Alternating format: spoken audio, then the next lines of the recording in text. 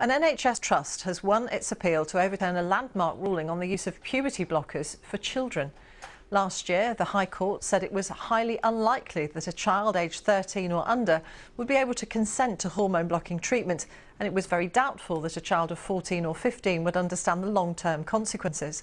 But now the Court of Appeal has ruled in favour of the Tavistock and Portman NHS Foundation Trust, which runs the UK's only gender identity development service for children, with the judges saying it's up to doctors to exercise their judgement on patient consent. Here's Alison Holt. Keira Bell's experience of how teenage decisions shaped her life led to the original court case. At 16, desperate to transition from female to male, she was prescribed drugs to delay puberty, then male hormones.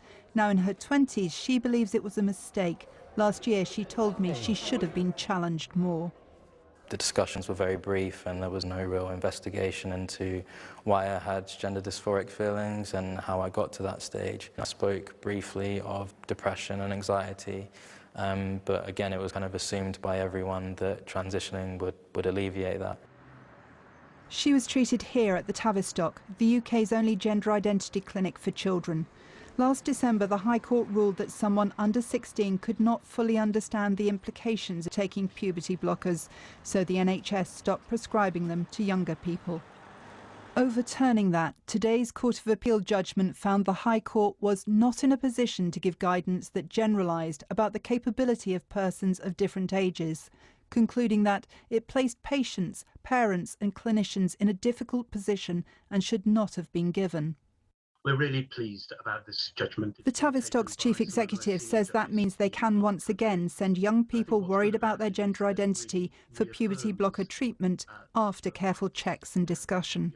At the heart of that is respecting what young people know about their own minds, their own bodies, and I think that's a really important principle. With all the clinical safeguards that you need in cases of this kind, but respecting the autonomy of young people at the same time, working obviously with their parents and families. Keira Bell's lawyer says they are disappointed by the ruling, but he believes the case has already ensured much more scrutiny of these life-altering decisions.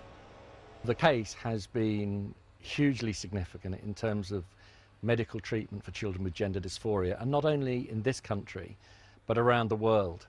In this country, the NHS has updated its advice on the reversibility of puberty blockers.